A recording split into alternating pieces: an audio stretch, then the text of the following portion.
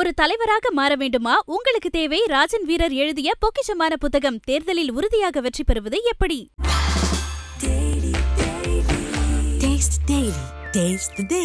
கபீஸ் பூவையாரின் ராம் அப்துல்லா ஆண்டனி உங்கள் அபிமான திரையரங்குகளில் வெற்றி நடை போடுகிறது. ஐபிசி தமிழ் நேயர்களுக்கு வணக்கம். இன்றைய நேர்காணலில் நம்மோடு இணைந்திருப்பவர் மூத்த பத்திரிகையாளர் திரு எஸ்.பி. லக்ஷ்மணன் சார். வணக்கம். வணக்கம். செங்கோட்டையன், டிடிவி தினகரன், ஓ பன்னீர்செல்வம், இந்த மும்முனை தாக்குதல் எடப்பாடி பழனிசாமியை நோக்கி தொடுக்கப்பட்டிருக்கு. இந்த தாக்குதலினுடைய பின்னணி என்ன? இதனுடைய ஆஃப்டர்மேத் எப்படி இருக்கும்? பின்னணின்னா ஏதோ பெரிய ரகசியமாக நடந்த மாதிரிலாம் இல்லை. ஊரறிஞ்சது ஒரு தினசரி இந்த ஊரும் உலகமும் ஒரு அதிமுக தொண்டனும் பார்த்துக்கிட்டு தான் இருக்கிறாங்க. 2021 சட்டமன்ற தேர்தலப்போ ஆட்சி அதிகாரத்தில் இருந்த எடப்பாடி அது வரைக்குமான தோல்விகளெல்லாம் பெருசாக கவலைப்படலை. ஏன்னா அந்த நிமிடம் வரைக்கும் நம்ம தான் முதலமைச்சர். சட்டமன்ற தேர்தலுக்கான நோட்டிஃபிகேஷன் அது வரைக்கும் முதலமைச்சர் பதில் இருக்கிறார். பணத்தை பற்றி சொல்ல வேண்டாம், எல்லா ஆட்சியாளருக்கும் உரிய அந்த வசதி அவருக்கு ரொம்பவே இருந்தது. அதனால் 19 நாடாளுமன்ற தேர்தல் படுதோல்வியை பற்றி அவர் துளி கூட கவலைப்படலை. 21 கொஞ்சம் மெனக்கெட்டார். அமித்ஷாவுக்குன்னு உள்துறை அமைச்சராக இருந்த உளவுத்துறை கையில் வைத்திருக்கிற அமித்ஷா சொன்னார், எனக்கு கிடைக்கிற தகவல்கள் சரியாக இல்லை, இதே ஃபார்மில் போனால் திமுக தான் ஆட்சிக்கு வர்ற மாதிரி சொல்கிறாங்கன்ற போது இவர் அதனால சிலரை சேர்த்துக்கோங்க, பிரிஞ்சு போனவங்களை, தினகரனை, சசிகலாவன் சொன்னபோது ஏற்க மறுத்தவர் எடப்பாடி. அப்போது அதே அரங்கத்தில் ஒரு ரூமில், ஹோட்டல் ரூமில் ஓபிஎஸ் இருக்கிறார். அவர் அதை ஏற்றுக்கிறார். எடப்பாடி ஏற்க மறுத்தார். இல்லை, என்னுடைய உளவுத்துறை 150 இடம் ஜெயிக்கிறதா சொல்கிறாங்க, நான் ஜெயிச்சு காட்டுறேன்னார். அப்போ இது உங்களுக்கான தேர்தல், நீங்கள் பண்ணிக்கோங்கன்ட்டு ஒரு கோபத்தில் தான் எந்திரிச்சு போனார். அது எடப்பாடியினுடைய தன்னம்பிக்கைன்னு கூட சொல்லலாம். எடுத்தவொடனே நீங்கள் இப்படிலாம் போகலான்னு சொல்லலாம். ஒரு லீடருக்கே உரிய இருக்க வேண்டிய ஒரு உறுதின்னு கூட சொல்லலாம், நம்பிக்கை. அந்த தேர்தல் முடிவுகள் அது தப்பு கணக்குன்னு காமிச்சிச்சு. தன்னம்பிக்கை அல்ல, தப்பு கணக்குன்னு. சரி, ஒரு தடவை தப்பாக ஆனால் கூட தப்பு இல்லை, அதுக்காக முயற்சியே செய்யாமல் இருக்கக்கூடாதுங்கிறத அந்த தியரியை கூட எடுத்துக்கலாம். 24 நாடாளுமன்ற தேர்தல் அப்போது பிஜேபியோட கூட்டணியில் தொடர்ந்துக்கிட்டு இருந்தப்போ அதை பிரிச்சுக்கிட்டு வெளியில் வந்தார். அது ஒரு நல்ல ஸ்ட்ராட்டஜி கிடையாது. குறைஞ்சபட்சம் யாரையாவது ஒருத்தர் கேள்வி கேட்க விட்டு தேர்தல் கூட்டணி தொடர்ந்தான்னு கேட்டால் அதை நாங்கள் தேர்தல் அப்போ சொல்கிறனாலே பிஜேபி ஒரு ஜெர்க்காக இருப்பாங்க. அதான் ஸ்ட்ராட்டஜி. கையை மூடியே இருக்கணும் சார், திறந்துட்டிங்கன்னா என்ன இருக்குன்னு எல்லாருக்கும் தெரிஞ்சு போயிடும். அல்லது வெளிப்படையாக தீர்மானம் போட்டு வெளியே வந்தது நானும் தான் அதிர்ச்சியாகவும் ஆச்சரியமாகவும் பார்த்தேன். அது ஒரு லீடர்ஷிப் தான். என்ன ஒன்றால் என்ன பண்ண முடியும் பார்த்துக்கிறேன் அப்படின்ற மாதிரி. அதை எடுக்கிறதுக்கு முன்னாடி இங்கே கிரவுண்ட் ஒர்க்கை பண்ணிட்டு போயிருக்கணும். ராமதாஸை பார்த்து பேசியிருக்கணும், அன்புமணியை பார்த்து பேசியிருக்கணும், எப்பா நான் இந்த முடிவு எடுக்க போகிறேன், எங்களோட வாங்க. தேமுதிக ஆல்ரெடி கடைசி நேரத்தில் போய் கூட்டிகிட்டு வந்தார். அவங்ககிட்டே பேசிட்டு சரி இது ஓரளவுக்கு வலுவாக இருக்கும், ஒரு அடையாளப்படுத்தப்பட்ட அணியாக இருக்கும் அப்படின்ற நம்பிக்கையை எடுத்துக்கிட்டு போய் அதை செய்கிறதுக்கு பதிலாக விலகி வந்த பிறகு நாம் ஒரு மெகா கூட்டணி அமைப்போம்னு மாவட்ட செயலாளரை கூட்டி வச்சு தலைமை கழகத்தில் பேசினார். மெகா இல்லை, ஒரு சாதாரண ஒரு வலுவான கூட்டணி கூட அவரால் அமைக்க முடியல. ஸோ அந்த கணக்கும் கூட தப்பு கணக்காக போயிடுச்சு. அதில் அதிமுகவினுடைய வரலாற்றிலே இல்லாத அளவுக்கு 7 தொகுதிகளில் டெபாசிட் போகிற அளவுக்கு ஆச்சு. 4 பேர் கூட அவங்க பின்னாடி இல்லைன்னு இவர் எந்த தினகரனை எந்த ஓபிஎஸ்ஐ விமர்சித்தாரோ அந்த இருவரும் போட்டியிட்ட தொகுதிகளில் அதிமுக டெபாசிட் இழந்தது. ஸோ அது பொய்ன்னு ஆகிடுதுல. சில பொலிட்டிக்கல் மெசேஜை இப்படி தான் கன்வே ஆகும், நாம தான் புரிஞ்சுக்கணும். அதன் பிறகு அந்த 7ல் 4 தொகுதி அவர்கள் செல்வாக்காக இருக்கிற தொகுதின்னு பேசப்படுற பகுதிகள். தென் பகுதியில் 4 தொகுதிகளில் டெபாசிட் போச்சு. இவ்வளவையும் பார்த்த பிறகு அதான் சேலத்தில் அவர் வீட்டில் போய் அந்த 6 முன்னாள் அமைச்சர்கள் போய் சந்திச்சாங்க. அண்ணே, நீங்கள் முதலமைச்சர் வேட்பாளர்னு நம்ம சொல்ல போகிறோம், 2ஆம் முறை நீங்கள் தான் வரப்போகிறீங்க, அதோட அறிவிச்சு வேலையை ஆரம்பிக்க போகிறோம். நாடாளுமன்ற தேர்தலில் நம்ம பெற்றிருக்கிற தோல்வி படுதோல்விங்கிறத தாண்டி, ஏன்னா அம்மாவும் 40க்கு 40 தோத்தவங்க தான், வாக்கு சதவீதம் எங்கேயோ போயிடுச்சு, சவுத்லையும் டெல்டாலையும் கட்சி காணாமையே போகுதுன்னு, நம்ம பிரிஞ்சவங்களெல்லாம் சேர்த்துக்குவோம், யாருக்கு என்ன பதவி, யாரை சேர்க்கணும் அப்படி கூட பெருசாக சொல்லலை. அந்த ஐடியாவையே ஒரு கிட்டத்தட்ட 2.5 மணி நேரம் நடந்த அந்த சந்திப்பில் எந்த இடத்துலையுமே அவர் தன்னுடைய நிலைப்பாட்டை மாற்றிக்கல, பரிசீலிக்க கூட அவர் தயாராக இல்லை. அதனால தான் அந்த சந்திப்பை வெளியில் சில மாதத்துக்கு பிறகு பொய்ன்னு சொன்னார், பச்சை பொய்ன்னு சொன்னார். ஆனால் செங்கோட்டையன் சில மாதங்களுக்கு முன்பே சொன்னார், பத்திரிகையாளர் சந்திப்பில் சொன்னார், இன்னைக்கு ப்ரெஸ் மீட்லேயே சொல்கிறார். அந்த 6 பேரும் போய் சந்திச்சதே ஒரு பச்சை பொய்ன்னு சொல்கிறாருன்னா யாராவது ஒருத்தராவது வெளியில் பேசணும்னு தான் நான் பேசினேன் அப்படின்னு சொல்கிறார். இப்போ அவர் எடுத்துக்கிட்டு அவருடைய எண்ண ஓட்டம் என்ன, எடப்பாடின்ற எண்ண ஓட்டங்கிறது செங்கோட்டையன் ஃபஸ்ட்டு ப்ரெஸ் மீட் வச்சு அடுத்த நாளே தெரிஞ்சு போயிடுச்சு. அவருடைய பதவிகளை பறித்த போதே, கட்சி பதவிகளை பறித்த போதே தனக்கு எதிராக யார் என்ன சொன்னாலும் நான் அதை பொறுத்துட்டு இருக்க மாட்டேன், அதை பரிசீலிக்கிறனா இல்லையாங்கலாம் வேற, எனக்கு எதிராக பேசினாலே நான் விட மாட்டேங்கிற அந்த மெசேஜை கன்வே பண்ணிட்டார். அதை அனுபவத்தை கையில் வச்சிருக்கிற செங்கோட்டையன் மதுரையில் ஓபிஎஸ் காரில் ஏறுற போதே தெரியும் நம்மளை கட்சியை விட்டே நீக்குவாருன்னு தெரிஞ்சுதான் அவர் ஏறினார் அந்த காரில். அவர் பெரிய என்ன ஸ்ட்ராட்டஜி வச்சிருப்பார்லாம் ஒன்றும் இல்லை, அவர்களோடு இணைந்து செயல்படுவார். அவங்களே என்ன பண்ண போகிறாங்கன்னு இன்னும் முடிவு பண்ணலை. நம்ம எடப்பாடிக்கு ஒரு பாடம் புகட்டுவோம், அதிமுகவை அரசியல் ரீதியாக மீட்போம்னு வழக்கமாக சொல்கிறது தான் அவங்க சொல்லிட்டு. ஏன்னா ஏதாவது ஒரு கோஷம் வேணும் இல்லை, இயல்பும் அதுதான்.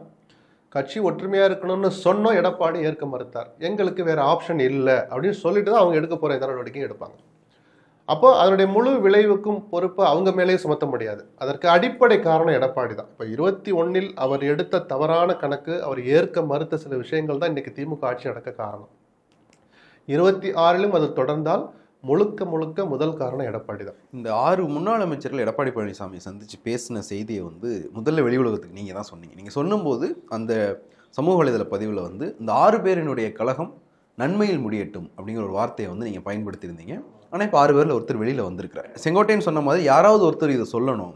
இந்த 6 பேரும் வந்து கட்சியினுடைய நன்மைக்காக தான் பேசினாங்கன்றது பார்க்குற எல்லாருக்கும் தெரியும். வெளில போனவங்களை சேர்த்தாதான் நம்ம ஜெயிக்க முடியுன்றது கட்சியோட நன்மைக்கு. அப்படி பேசின ஒருத்தரை எடப்பாடி பழனிசாமி வெளியே அனுப்புகிறார். இது என்ன சொல்ல இந்த மெசேஜ், அவர் சொல்ல விரும்புகிற மெசேஜ், இதை நீங்கள் யார் பேசினாலும் நான் வெளியில் அனுப்புவேன் அப்படின்றதான் மெசேஜ்னா, அந்த சந்திப்பை பற்றி மட்டுமல்ல, தன் எண்ணத்திற்கு மாறாக யாரு கூட்டணியாகட்டும், சிலரை கட்சியில் சேர்ப்பதாகட்டும், சிலரை கட்சியை விட்டு நீக்கிறதாகட்டும், நான் எடுக்கிற முடிவில் குறுக்கிடுகிற எவர் ஒருவருக்கும் இதுதான் கதின்னு சொல்றாரு அப்படின்னு சொல்றாரு. ஸோ இந்த கட்சி ஒருங்கிணைஞ்சாதான் ஜெயிக்க முடியும்ன்ற எண்ணம் அதிமுக தொண்டர்கள் மத்தியிலையும் இருக்கு. பல அதிமுக 2ஆம் கட்ட தலைவர்கள் முன்னாள் அமைச்சர்களை சந்திக்கும் போது தொண்டர்கள் நம்பிக்கை இழந்து இருக்கிறாங்க அப்படின்றத வந்து பதிவே பண்றாங்க. இப்போ செங்கோட்டையனையும் வெளியே அனுப்பிட்டார் அப்படின்னா இதுக்கப்புறம் இந்த கட்சிக்குள்ள இருந்து இந்த குரலே எழாதுன்னா அதிமுக ஒரு மாதிரி டெட்லாக்ல நிக்குதா?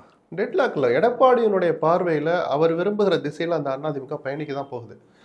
அவர் அதையெல்லாம் நான் குறைச்சி மதிப்பிட மாட்டேன். அதுக்கு வெற்றி கிடைக்குமாங்கிறதா மிகப்பெரிய கேள்வி. அதனாலதான் தான் நினைச்சதை சாதிக்கிறன்ற அந்த வெறியோட தான் அவர் போறார். 170 தொகுதியில பிரச்சாரத்தை பண்ணிட்டு வந்தாரு. எப்படியாவது அதிமுக ஆட்சிக்கு வர விட்டுறாதீங்கன்னா பேசுவாரு, எங்களை மீண்டும் ஆட்சியில் அமர்த்துங்கன்னு தான் சொல்றாரு. அது வெறும் பிரச்சாரமா இருக்கக்கூடாது, அது ஒரு கன்ஸ்ட்ரக்டிவா இருக்கணும். அப்படிங்கறதுனாலதான் கூடுதல் பலம் தேவைப்படுதுன்னு அவருக்கு எடுத்து சொல்றாங்க. எல்லாரும் பூட்டி அறைகளுக்குள்ள சொல்றாங்க, கார்ல பயணிக்கிற போது சொல்றாங்க, அவர் மூடு பார்த்து சொல்றாங்க. எதுக்குமே அவரு காது கொடுக்கறதா இல்லை. தலைமை கழகத்துல சில விஷயங்கள் ஆரம்பிக்கிற போதே 2024 நாடாளுமன்ற தேர்தலில் படுதோல்வி சந்தித்த பிறகு சில விமர்சனங்கள் வந்த பிறகு சில மாதம் கழித்து ஆய்வு கூட்டம்னு ஒன்று நடத்தினார் தொகுதி வாரியாக. அப்போ தஞ்சாவூர் தொகுதியை பற்றி பேச்சு வந்தபோது, தலைவரை நம்ம அவங்களெல்லாம் சேர்த்துருந்தா இந்த இது வந்திருக்காரு, விடுப்பா அப்படின்னு வாயை அடைக்க தான் பார்த்தாரே தவிர அதை காது கொடுத்து கேட்டு நம்ம பார்வையை மாற்றிக்கணும்னு எடப்பாடி துளி கூட கவலைப்படலை. அந்த சிந்தனையே அவருக்கு இல்லை. சரி, 3வது தடவையும் தன்னம்பிக்கையோடு இருக்கிறார். நம்ம ஒரு பகுதி எடுத்துக்கிட்டா கூட இன்னொரு முறை அதிமுக தோல்வியை சந்தித்தால் அது அதிமுகவுடைய அழிவுக்கு மட்டும் வழிவகுக்காது, எடப்பாடியினுடைய அரசியல் வாழ்க்கை அதோட முடியணும்னு தான் ஒரு அதிமுக தொண்டனும் எதிர்பார்ப்பான். ஏன்னா அப்ப இவ்வளவு சொல்லி தெரிஞ்சலைன்னா அவர் தலைமை பதவிக்கு தகுதி இல்லைன்னு தானே எல்லாரும் யோசிப்பாங்க. எந்த இயக்கத்தை சேர்ந்தவங்களும் யோசிப்பாங்க. அதிமுக தொண்டை யோசிக்க மாட்டானா? அவர் நல்லது தானே சொல்றோம். அண்ணன் நீங்க 2வது முறையா முதலமைச்சர் ஆகணும்னா அப்படின்னு தானே இந்த 6 பேரும் போய் ஆரம்பிக்கிறாங்க. நீங்க விளைவிக்கங்கண்ணே, நீங்க வந்து இரட்டை தலைமையா இருந்த போது நீங்க ஒன்றும் ஜெயிச்சு கொடுக்கல, ஒற்றை தலைமையான பிறகு உங்களால் ஜெயிக்க முடியல. ஏன்னா 24 முழுக்க அவரே நடத்திய தேர்தல். ஓபிஎஸ் அவர் பார்வையில் ஓபிஎஸோட இடைஞ்சல் இல்லாமல் நடத்திய தேர்தலையும் உங்களால் வெற்றி கொடுக்க முடியல. முதலமைச்சர் வேட்பாளர்லேருந்து கொஞ்சம் விளைவிக்கங்கண்ணே. இல்லைண்ணே, கட்சியை உங்களால் நடத்த முடியல, பொதுச்சாளர்ந்து விளைவிக்கணும். தான் அண்ணன் செங்கோட்டையா இருக்கிறாரு, இவர் நடத்தட்டும்னு யாராவது சொன்னாங்களா? 2லையும் நீங்களே தொடருங்க. உங்களுக்கு வெற்றி கிடைக்க வேண்டுமானால், நீங்கள் முதலமைச்சர் பதவியில் அமர வேண்டுமானால் கட்சி பலமாக இருக்கணும்னு தானே சொன்னாங்க. அதை கூட புரிஞ்சுக்கலாம். நம்ம வேற என்னன்னு சொல்றது? கடவுள் தான் அல்லது அவர்கள் தெய்வமாக மதிக்கிற அந்த எம்ஜிஆரும் ஜெயலலிதாவும் தான் ஆன்மாக்களாக இருந்து அதிமுகவை ரட்சிக்கணும். இல்லை, இப்போது செங்கோட்டையன் காலையில் பேசும்போது வந்து ஒரு விஷயம் சொன்னார். எவ்வளவோ விமர்சனங்கள் இருந்த தலைவர்களை இப்போது எஸ்டிஎஸ் வந்து எம்ஜிஆர் மேலே ஊழல் குற்றச்சாட்டே வச்சார், அவரே போய் வந்து இவரை திருப்பி கூப்பிட்டு வந்தார். சைதை துரைசாமி ஒரு நேர்காணல் அதை என்கிட்டே சொன்னார். அந்த அளவுக்கு வந்து எங்களுடைய தலைவர்கள் வந்து சகிப்புத்தன்மையோட தான் இருந்தாங்க. இப்போ நீங்கள் சொல்கிற மாதிரி வந்து இந்த முன்னாள் அமைச்சர்கள் யாரும் எடப்பாடி பழனிசாமியை ஒதுங்கிக்க சொல்லலை. எடப்பாடி பழனிசாமிக்காக தினகரன் கிட்ட, ஓபிஎஸ் கிட்ட ஒதுங்கிக்க சொன்னவங்க இவங்க. அந்த பிரச்சனை எப்போ எல்லாம் நீங்க ஒதுங்கிக்கங்க, எடப்பாடி பழனிசாமியை வச்சு நாங்கள் ஆட்சியை நடத்திக்கிறோம், கட்சியை நடத்திக்கிறோம்னு எடப்பாடி பழனிசாமிக்காக அவங்க கிட்ட சொன்னவங்க எடப்பாடி பழனிசாமியை ஒதுங்க சொல்லலை. ஸ்டில் வந்து எடப்பாடி பழனிசாமிக்கு ஒரு தயக்கம் இருந்துகிட்டே இருக்கா? இவங்க உள்ள வந்தாங்கன்னா தன்னுடைய தலைமை பதவிக்கு பிரச்சனை வந்துடும். சரி, இதுக்கு மேலேயும் ஒருத்தர் பயப்படுறாருன்னா அவர் நிஜமாவே தலைவர் தானா? சட்ட ரீதியா நீங்க பொதுச் செயலாளர், என்டிஏல ஏதோ ஒரு நடந்து உங்களை மிரட்டியோ உருட்டியோ கொள்கை அடிப்படையிலையோ பாசத்தின் அடிப்படையிலையோ பழைய அன்பின் காரணமாக என்டிஏல உங்களை சேர்த்துக்கிட்டாங்க. அமித்ஷா சொல்லலையே தவிர இங்கே இருக்கிற தலைவர்லாம் உங்களை முதலமைச்சர் வேட்பாளராக சொல்லிட்டாங்க. அவங்க சொல்லலைன்னா கூட நீங்கள் உங்களை டிக்ளேர் பண்ணிக்கலாம், நீங்கள் தான் பெரிய கட்சி, முதலமைச்சர் வேட்பாளராகவும் ஆயிட்டீங்க. எதுக்கு சார் பயப்படுறீங்க? இல்லை எனக்கு இன்னும் பயமாக இருக்குன்னா நீங்கள் ஒரு தலைவர் தானா அப்படின்னு கேள்வி வரும்ல. உங்களை யாருமே அதை கேட்கலையே. எப்போ இது சரி, அப்போ வேற ஏதாவது பண்ணலாம், இல்லை என்ன விட்டுறக்கூடாது அப்படின்னா இப்போ என்ன உங்களுக்கு ஒரு 50 வயசு நடந்து படாத பாடுபட்டு அந்த இடத்த பிடிச்சிருக்கிறோம். இன்னொரு 15-20 வருஷத்து அரசியல் வாழ்க்கை நமக்கு இருக்குது, அதுக்கு டிஸ்டர்பன்ஸ் வரும்னு நினைக்கிறீங்களா? அவர் 100 வருஷம் நல்லா இருக்க போகிறாரு, எல்லாரும் நல்லா இருக்கட்டும், எடப்பாடி நல்லா இருப்பார், அது வேறு. ஆக்டிவான தேர்தல் என்னன்னு கொஞ்சம் ப்ராக்டிக்கலாக யோசிங்க சார். ஓபிஎஸ் ஆகட்டும், எடப்பாடி ஆகட்டும், முதலமைச்சர் ஸ்டாலின் ஆகட்டும், ஓரளவுக்கு எல்லாரும் நல்லா இருக்காங்கிறதுக்குள்ள போகல. நான் ஆக்டிவான அரசியல் தமிழ்நாட்டை 2 முறை 3 முறை வளம் வந்து அந்த தேர்தலை எதிர்கொள்ற அளவுக்கு 31 இவங்கெல்லாம் ஆக்டிவா இருப்பாங்களா? அப்போ எடப்பாடிக்கும் அது பொருந்தில்ல. ஒரு சராசரியா நடைமுறை அரசியலை பேசுவோமே. அப்போ எனக்கு இது கிட்டத்தட்ட கடைசி தேர்தல், எப்பா நீங்க வாங்க, இப்போதைக்கு இது 2 நாளா இருந்துக்கிறேன் அப்படின்னு முதல்ல பேச தொடங்கினா தானே சார் ஒரு தீர்வு நோக்கி அது போகும். அதை பத்தியே பேசாதீங்கன்னா கேட்டே பூட்டிட்டாரு, ஆட்டிக்கிட்டே இருக்கிறதா, அதுதான் யாருக்கும் பிடிக்கல. அது பல பேர் அதை ஒத்துக்கிறாங்க. என்ன வெளிப்படையாக பேச பயப்படுறாங்க. இந்த செங்கோட்டையன் பதவியை பறிச்சிட்டாரு, அவர் இனிமேல் ஒரு பதவிகளை தேடி ஓடுறவர் செங்கோட்டையன் கிடையாது. அது அவர் சொல்லணும்னு அவசியம் இல்லை, உலகத்துக்கே தெரியும். 2 முறை என்னிடம் வாய்ப்பு வந்தது, நான் மறுத்தேன் அல்லது அதை எதிர்த்துக்கலன்னு சொல்கிறார்ல, அவர் இயல்பே அதுதான்.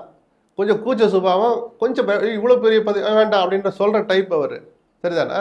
மற்ற எல்லாருக்கும் என்ன, அதை பற்றி யோசிச்சு பார்க்கணும்ல. இவர் இத்தனை பேர் முன்னாடி இருக்காங்கன்னா ஒரு மாவட்ட செயலர், நீங்கள் சொன்னீங்களே 6ல் ஒருத்தர் சொல்லிட்டார் சார், மீதி 5 பேர் என்ன சார் அப்படின்னா, அவங்களுடைய மௌனத்தை என்னால் புரிஞ்சுக்க முடியுது. தேர்தல் கண்ணு கட்ட தூரத்தில் இருக்குது. ஒரு தொகுதி மாவட்டம் எல்லாருமே மாவட்ட செயலராக இருக்கிறாங்க. 6 தொகுதியிலேருந்து 10 தொகுதி அவங்க கண்ட்ரோலில் இருக்குது. தான் எம்எல்ஏ ஆணுங்கிறது மட்டும் இல்லை, அந்த மாவட்டத்தில் தனக்கு கீழே இருக்கிறவன், தன் கண்ட்ரோலில் இருக்கிறவன், இல்லை தன்னுடைய விசுவாசி, கட்சி நலன் எல்லாத்தையும் பார்த்து இந்த 6 கேண்டிடேட்டை 10 கேண்டிடேட்டை நாம தான் சூஸ் பண்ணுங்கிற இடத்துல இருக்கிறோம். அதுக்கு அண்ணனுடைய ஒத்துழைப்பு தேவை, எடப்பாடியினுடைய ஒத்துழைப்பு. அவரை மறைச்சிக்க வேண்டாம்னு நினைப்பாங்க. இயல்பான அரசியல் இது, நான் குற்றமே சொல்ல மாட்டேன். என்ன சார் அவங்கெல்லாம் சொல்லலை, இப்போ உண்மையிலே சந்திக்கலையா? சந்திச்சது ஒரு விஷயமே இல்லை சார், ஒரு செகண்டில் கடந்து போயிருக்கலாம் சார். நான் கட்சியினுடைய பொதுச் செயலாளர், அவங்க வந்தவங்க எங்களுடைய நிர்வாகிகள், 1000 பேசுவோம் சார் அடுத்து அப்படின்ட்டு இருக்கணும். ஆனால் அப்படி கடந்து போகிறத விட்டுட்டு அதை பச்சை பொய்ன்னு சொன்னது தான் தலைமை பண்புக்கு உகந்ததல்லன்னு நான் பல நேரங்களில் சொன்னேன். பார்ப்போம், நான் திரும்ப சொல்கிறேன், அதிமுகவை இன்னைக்கு கடவுள் தான் காப்பாற்றணும். இல்லை 3வது முறையாக தன்னம்பிக்கையாக சில நடவடிக்கை எடுக்கிற எடப்பாடியோட முயற்சி கைகூடட்டும், வாழ்த்துக்கள் சொல்லுவோம். நம்ம என்ன அதில் சொல்கிறதுக்கு? இப்போ நீங்கள் சொன்னீங்க இல்லையா, இவ்வளவுக்கு பிறகும் ஒருத்தர் தயங்குறார் அப்படின்னு. ஆனால் அவருடைய தயக்கத்துக்கும் ஏதோ ஒரு காரணம் இருக்க தானே செய்யுது. ஓபிஎஸ்க்கு சபார்டினேட்டாக இவர் இருந்திருக்கிறார், ஆட்சியிலையும் இருந்திருக்கிறார், கட்சியிலையும் இருந்திருக்கிறார்.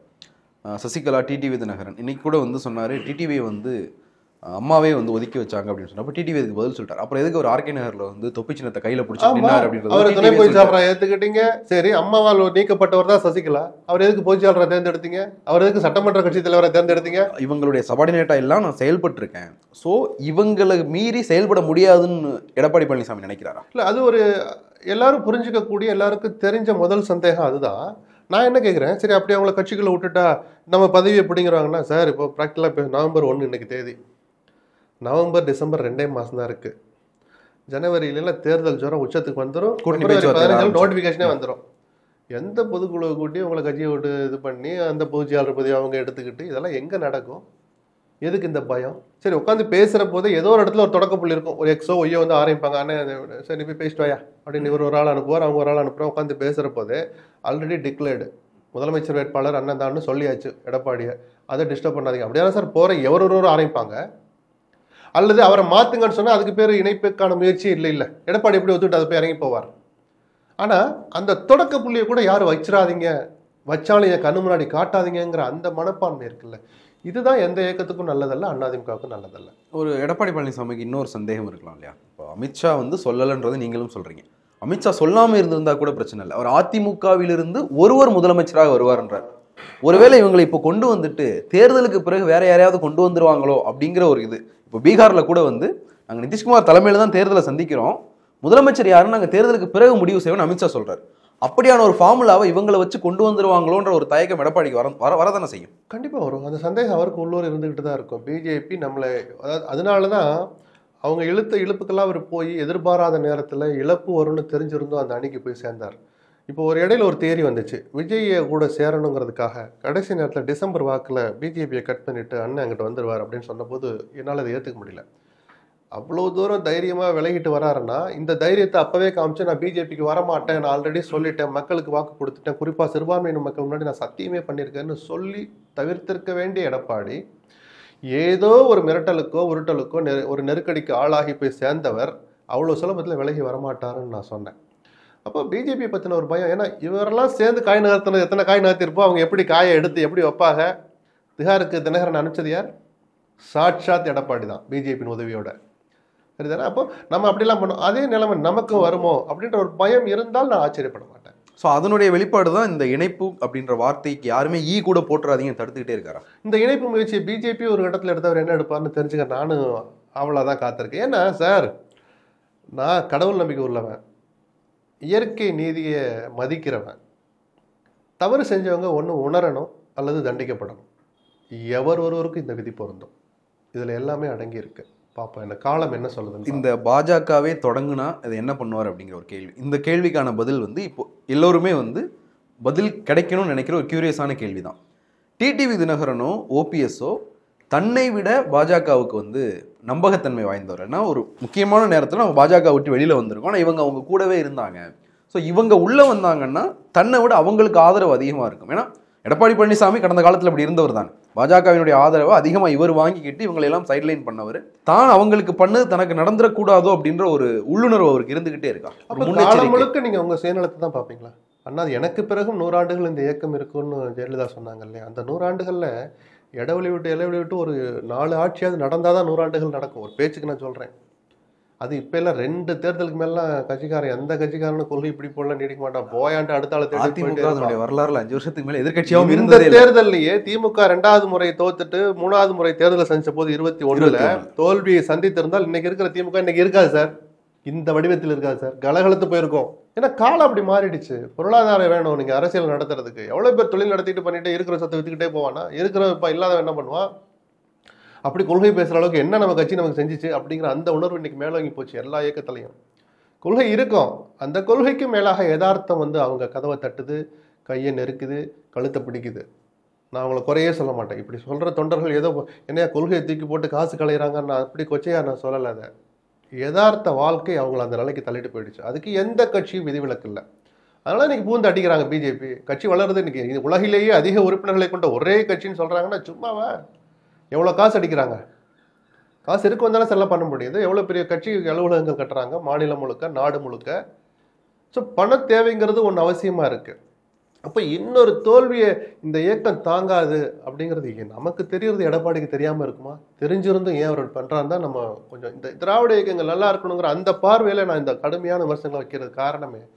இதை புரிஞ்சுக்காம ஒரு இயக்கத்தை அழிவு பாதைக்கு அழிச்சிட்டு போகிறாருன்னு தான் சங்கடமாக இருக்குது நமக்கு. அதிமுக அதனுடைய வரலாறுல வந்து 5 ஆண்டுகளுக்கு மேலே எதிர்க்கட்சியாக இருந்ததில்லை. 5 வருஷத்துக்கு ஒரு முறை அதிமுக வந்து தமிழ்நாடு மக்கள் ஆட்சியை கொண்டு வந்திருக்கிறாங்க.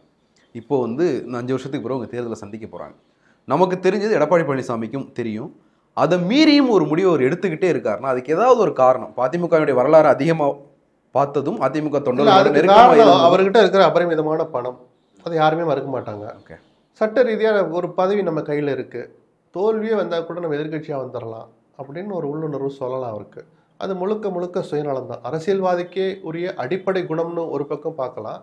இன்னொரு பக்கம் ஒரு பொது பார்வை பார்த்தா இவ்வளோ பெரிய ஒரு மக்கள் இயக்கம் அவ்வளோ சீக்கிரத்தில் அழிஞ்சிடக்கூடாதுங்கிற ஒரு பரந்த பார்வையோடு அதை பார்த்தோன்னா முழுக்க முழுக்க சுயநலம். அது அதிமுக தொண்டர்கள் தான் அதை கவனிக்கணும். இந்த சம்பவம் செங்கோட்டை நீக்கப்படுறதுக்கு முந்தைய நாள் பசும்பொன்னில் வச்சு டிடிவி தினகரன் பேசினது, நாங்கள் 3 பேரும் சேர்ந்து தேர்தலை சந்திக்க போகிறோம், அதுதான் செங்கோட்டையினுடைய நீக்கத்துக்கே காரணமாக ஆயிடுச்சுன்னு கூட வைங்களேன்.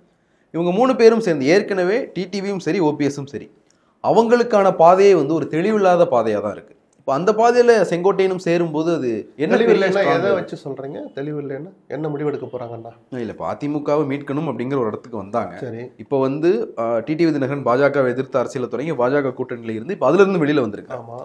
ஸோ அவங்களுக்கு 2026 இப்போ வரைக்கும் என்ன பண்ண போகிறோன்னு தெரியல. இன்னும் 4 மாதத்தில் என்ன வேணால் மாறலாம். விஜயை பற்றி நம்ம இன்னும் முடிவுக்கு வர முடியலையே. புதுசாக வந்திருக்கிறவர் எந்த விதமான நிர்பந்தங்களுக்கும் வாய்ப்பே இல்லை. ஊழல் குற்றச்சாட்டு அல்லது பழைய வரலாறு ஞாபகப்படுத்துவாங்களே கிளறுவாங்களேங்கிற இந்த மாதிரியான நெகட்டிவ் எதுவுமே இல்லாத ஃப்ரெஷ்ஷாக வந்திருக்கிற விஜயை பற்றி இந்த 6 மாதத்துல 3 விதமான பார்வைகள் வந்துடுச்சு. இன்னும் அந்த சந்தேகங்கள் தீர்ந்த பாடு இல்லையே. கொள்கை எதிரின்னு டிக்ளேர் பண்ண பிறகு அந்த பிஜேபி வழக்கறிஞர் போய் உச்சநீதிமன்றத்தில் வாதாடுறாரு. சிபிஐ கிட்ட வழக்கு போன உடனே பூசி ஆனந்த் வெளியில் வர்றாரு, அப்பாடா இப்போதான்டா காத்து வருதுன்னு. இந்த சுதந்திரத்தை கொடுக்குற அளவுக்கு பிஜேபி கிட்ட அவங்ககிட்ட நெருக்கம் இருக்கிறதையும் நம்ம பார்க்க முடியுது. அப்போ இவ்வளோ நெருக்கம் இருக்கிறவர் கொள்கை எதிரிங்கிறாரே, ஒருவேளை அப்படி நடக்குமா இப்படி நடக்குமா? காங்கிரஸ் ஏதோ பிச்சுக்கிட்டு வெளியே போகிறதா இருக்குது, விஜயோட பேசிட்டு தான் ஒரு தகவல் இருக்குது. அப்போ ஒரு காங்கிரஸோட போக போகிறாரா, தனியாக நிற்க போகிறாரா? அந்த கேள்விகள் நிர்பந்தங்கள் இல்லாத விஜய்க்கே இருக்கிற போது இவ்வளவு நெருக்கடிகளுக்கு ஆளான தினகரனுக்கு இருக்கிறதுல ஆச்சரியம் இல்லை. அவரும் ஏதோ ஒரு முடிவு எடுத்து தானே போக போகிறாரு. ராமதாஸ் முடிவு எடுத்து அறிவிச்சிட்டாரா? அன்புமணி அறிவிச்சிட்டாரா? நீங்கள் ஏற்கனவே என்டிஏல இருந்தவர் தானே, ஏன் நான் என்டிஏல தான் தொடர்றேன்னு சொல்கிறதுக்கு அன்புமணிக்கு எவ்வளோ நேரம் ஆகும்? ஏன் சார் சொல்ல மாட்டாரு? பிரேமலதாவாவது கடந்த தேர்தலில் அதிமுக அணியில் இருந்தார், நாடாளுமன்ற தேர்தல் அப்போ. ராமதாஸ் அன்புமணி அங்கே தானே இருந்தாங்க. நாங்கள் என்டிஏவில் தொடர்கிறோம்னு சொல்வதை தடுப்பது எது? அவர்களே என்ன முடிவுக்கு வரல. இது எல்லாருக்கும் பொருந்தும், சரிதானே? அது ஒரு விஷயம் இல்லை. ஏதோ ஒரு முடிவு எடுத்து அவங்க போதான் போகிறாங்க. ஒன்று தனிச்சு நின்று எடப்பாடிக்கு பாடம் கற்றுக் கொடுப்பாங்கன்னு நான் சொன்னேன். இல்லை விஜய் பக்கம் போவாங்க, இல்லை இன்னும் கொஞ்சம் வலுவாக பாடம் கற்றுக் கொடுப்போம், திமுக அணியிலே இடம் கிடைக்குதான்னு பாருங்கன்னு சொன்னாலும் ஆச்சரியம் இல்லை. இது அரசியல். அது எடுபடுமா, எவ்வளோ தூரம் அப்படிங்கிற அப்புறம் கேள்வி. அது எனக்கு இந்த கடைசி ரொம்ப ஷாக்காக இருக்கு. ஷாக் இல்லை சார், நான் யதார்த்தத்தை பேசுகிறேன். ஒரு முடிவு சரி, திருநாவுக்கரசு KKSRலாம் இதே மாதிரி கொடைச்சின்னத்தை வாங்கிட்டு திமுக அணியில் போட்டிட்டவங்க தானே, அப்படி போகிறாங்கன்னு சொல்லலை. அரசியலில் எதுவும் நடக்கும் சார். கம்யூனிஸ்டுகள் பிஜேபியோடு சேர்ந்து கூட்டணி அமைச்சு எதுவும் பண்ண மாட்டாங்க, அதை வேணால் நம்ம உறுதியாக சொல்லலாம். காங்கிரஸும் பிஜேபியும் கூட சேர்றதுக்கு வாய்ப்பு இல்லை அணியா. வேற எல்லாமே சாத்தியம்தான் அரசியலில். வெட்கம் கெட்டது தான் அரசியல். இதுவரைக்கும் அதிமுகவில் நடந்த பிளவுகள் இல்லை, எடப்பாடி பழனிசாமி தரப்பில் சொன்னால் பிளவுகள் இல்லை, ஒரு இண்டிவிஜுவலுடைய ஸ்பிளிட் அப்படின்னு சொன்னாலும் இது எல்லாமே வந்து தென் மாவட்டத்தை மையம் கொண்டதா, இல்லை வெளில போனவங்களுடைய செல்வாக்கான பகுதிகள் வந்து தென் மாவட்டங்கள் இருக்கிறதா இருந்தது. முதல் முறையாக கொங்கு மண்டலத்தில் இருக்கிற ஒருத்தரே வந்து வெளியில் போயிருக்கிறார். அது ஒரு கழக குரலாக மாறி இருக்கு. எடப்பாடி பழனிசாமிக்கு அவருடைய தலைமையிலான அந்த அதிமுகவிற்கு இப்போ வரைக்கும் வந்து ஒரு ஸ்ட்ராங் பேஸாக இருக்கிறது வந்து கொங்கு மண்டலம் தான். அதில் ஏதாவது வந்து இம்பாக்ட் இது கிரியேட் பண்ணும்? கண்டிப்பாக இருக்கும். பட் எவ்வளோ தூரம்னு நம்ம இப்போ எடை போட்டுலாம் பார்க்க முடியும். ஏன்னா அதே சமுதாயத்தை சேர்ந்தவர், எடப்பாடியை விட சீனியர். எடப்பாடி அந்த சமுதாயத்திற்குள் ஊடுருவியதை விட அதிகமாக ஊடுருவியவர். என்னன்னா ஒரு பவர்ஃபுல் போஸ்ட்ல இருந்தனால கொஞ்சம் வேற ஆங்கிள் ஊடுருவிப்பார் எடப்பாடி. ஏன்னா பாசம் அன்புன்னு அந்த கொங்கு மக்களுக்கே உரிய அந்த கேரக்டர் இருக்குல்ல, அதில் எடப்பாடிக்கு சற்றும் சளைத்தவர் அல்ல செங்கோட்டையன் அந்த சமுதாயத்து மக்கள் மத்தியில். அது அரசியல் ரீதியான பார்வையில் எடப்பாடி எப்படி பார்ப்பாங்க, செங்கோட்டை எப்படி பார்ப்பாங்க, நம்ம பொறுத்திருந்து தான் பார்க்கணும். ஏன்னா நமக்கு அது புது சிலபஸ், இனிமேல் தான் நாமளே படிக்கணும். ப்ளஸ் அந்த புக்கை நமக்கெல்லாம் கண்ணில் காட்டுறாரா செங்கோட்டையன், அது எந்த அளவுக்கு இறங்கி ஒரு வேலை செய்ய போகிறார். எடப்பாடி வீழ்த்தணும் ஒற்றை வீரோடு சொல்லிட்டு இப்போ கோபிச்செட்டிப்பாளையத்தில் எனக்கு ஒரு சீட்டை கொடுங்க, அது குக்கரில் நிற்கிறனோ இல்லை விஜயோட சேர்ந்து நிற்கிறனோ இல்லை ஏதோ ஒன்றுப்பா கோபிச்செட்டிப்பாளையத்தோடு நிறுத்திக்கிறேன்னு சொல்கிறாரா, இல்லை இந்த சமுதாயத்துக்கே ஒரு இழுக்க தேடி தந்துட்டாருன்னு ஒரு புது கோஷங்களை ரெடி பண்ணிக்கிட்டு கொங்குலேயே இப்படி வளம் வர்றாரா, எல்லாம் பொறுத்திருந்து பார்க்கணுன்ற. நான் இன்னும் எவ்வளவோ காட்சிகள் மீதம் இருக்கு, அவசரப்பட வேண்டாம். காட்சிகள் இன்னும் மீதம் இருக்குன்னாலும் ஒரு தொடக்க பார்வையில் இதுவரைக்கும் வெளில போனவங்க சொன்ன விமர்சனம் எல்லாம் வந்து எடப்பாடி பழனிசாமி அதிமுக ஒரு சமூகத்திற்கான கட்சியா மாற்ற நினைக்கிறார் அப்படிங்கிற விமர்சனங்களை வெளிப்படையா வச்சாங்க. குறுக்கீடுக்கு இது பண்ணணும். வெளியே போனவங்க அல்லது இவரால் நீக்கப்பட்டவங்க யாரும் பெருசா எல்லாம் அந்த வார்த்தை சொல்ல, கவனிக்க தகுந்தவங்க இந்த 4 பேர் தான். எடப்பாடி இதை ஜாதி கட்சியாக நடத்துகிறாருன்னு சசிகலாவோ தினகரனோ ஓபிஎஸோ சொன்னதில்லை, சொல்ல மாட்டாங்க. அந்த அளவுக்கு மெச்சூரிட்டி இல்லாதவங்க இல்லை, அவங்க அரசியலை தெரிஞ்சவங்க. தங்கள் சமுதாயத்தை சொல்கிறதா நினச்சி இன்னொரு சமுதாயத்தை போய் அவங்க மகிழ்ச்சிக்க மாட்டாங்க. வேறு சிலர் 2ஆம் கட்டம் 3ஆம் கட்டத்தில் சொல்லியிருக்கலாம், அதனால் அதை ஒன்றும் பெருசாக எடுத்துக்க வேண்டாம். பத்திரிகையாளர்கள் சொல்லுவாங்க இதை. ஏன்னா இப்போ டெல்லி ஆட்சி நடந்துட்டு இருக்கிற போது டெல்லிக்கு ஒரு 2 பேர் அனுப்பிட்டே இருப்பார். போன 2 பேர் யாரு? தங்கமணி, வேலுமணி. விசுவாசங்கிறத தாண்டி சமூகம் இருக்குன்னு அவர் சொல்லணும்னு அவசியம் இல்லை சார்.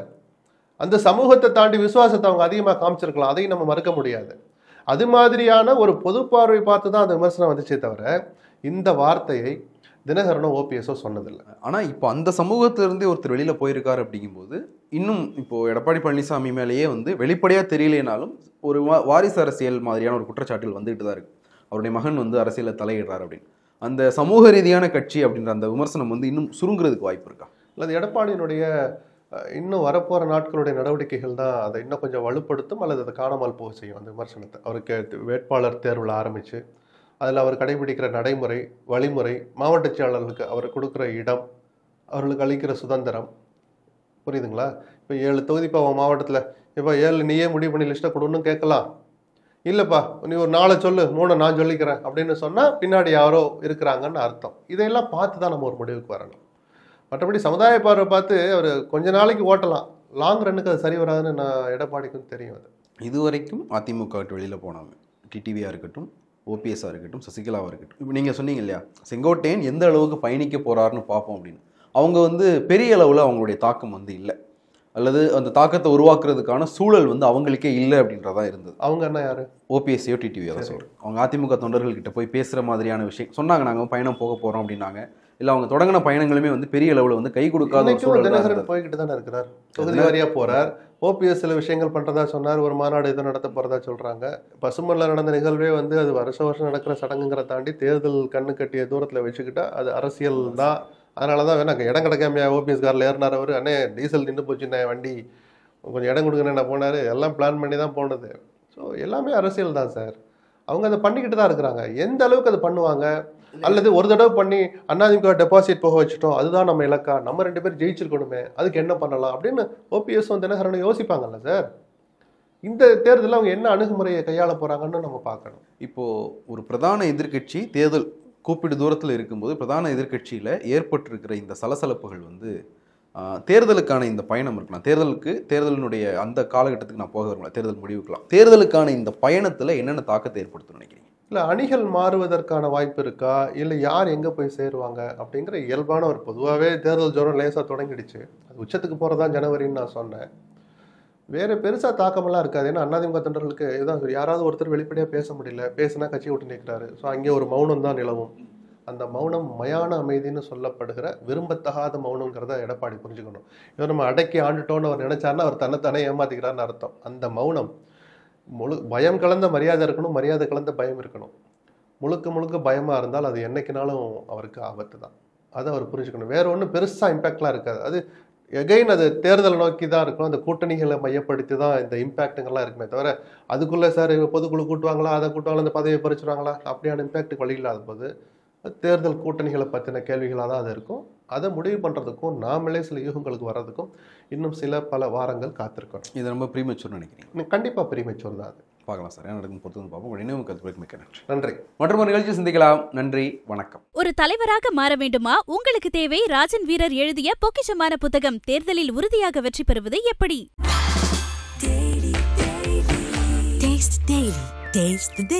கபீஸ் பூவையாரின் ராம் அப்துல்லா ஆண்டனி உங்கள் அபிமான திரையரங்குகளில் வெற்றி நடை போடுகிறது.